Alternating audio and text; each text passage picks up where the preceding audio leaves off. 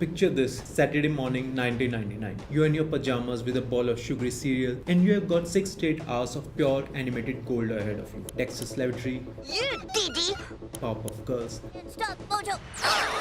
Johnny Bravo. Oh, you drive me wild.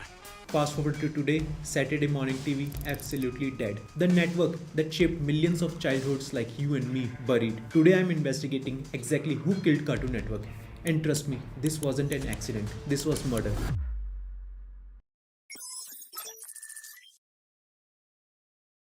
October 1st, 1992, Cartoon Network launched with a simple promise cartoons 24/7. At first, it was just old Hanna-Barbera reruns, Flintstones, Jetsons, Scooby Doo. But even that felt revolutionary. Then 1996 changed everything.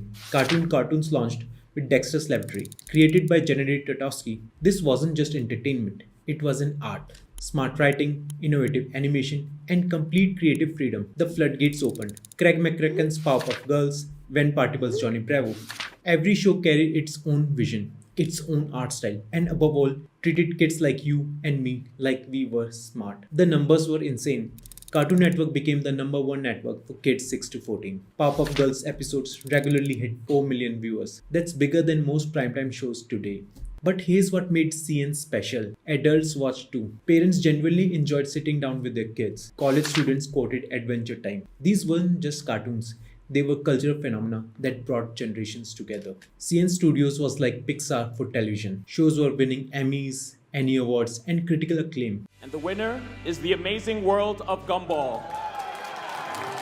Thank you so much to the Academy and to the jury and to the audience. And the Emmy for Outstanding Short Format Animated Program goes to Adventure Time. The outstanding short format animated program team from Adventure Time consists of The animation industry looked to Cartoon Network as the gold standard. The empire was massive. International broadcast in 200 plus countries. Merchandise sales in billions.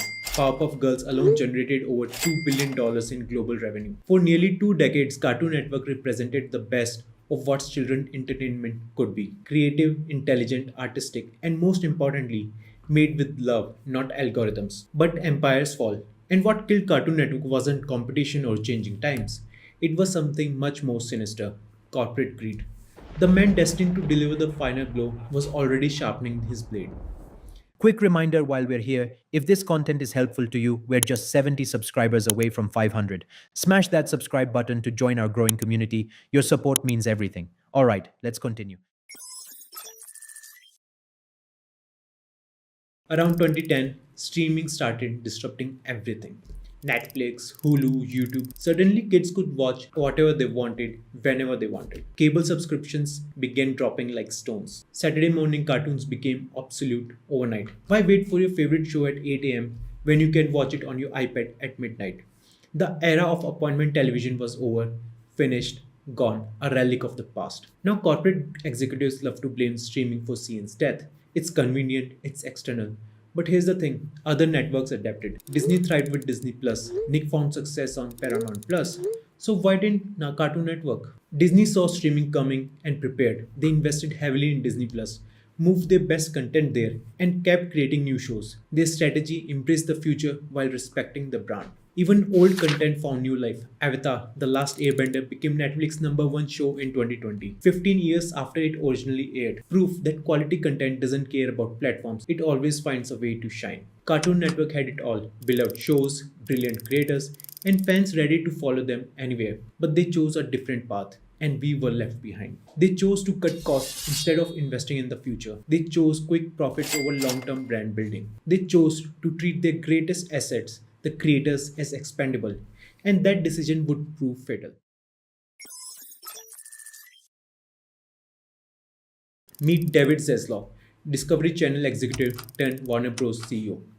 This man has become the most hated figure in animation, and for good reason. Zaslav built his career on cheap reality TV. Why spend $500,000 per animated episode when you can make reality TV for $50,000. In his world, content isn't art, it's just filler for time slots. His first major move, cancelling a completed $90 million Batgirl movie as a tax write-off. Not because it was bad. Warner Bros. Executives who saw it called it fantastic, but because destroying it was more profitable than releasing it. Then came the animated Scooby-Doo movie, completed, ready for release, deleted. Why? Same reason. Tax write-offs mattered more than entertaining kids. But the real massacre came at Cartoon Network Studios. Zaslav laid off 82% of the animation staff. Departments that created Emmy-winning shows were eliminated overnight. Infinity Train, one of CN's most acclaimed shows, was cancelled despite massive fan support and critical praise. Why? It didn't drive enough toy sales. Art became secondary to merchandising potential. One by one, quality shows ended without replacements. Steven Universe Future concluded in 2020,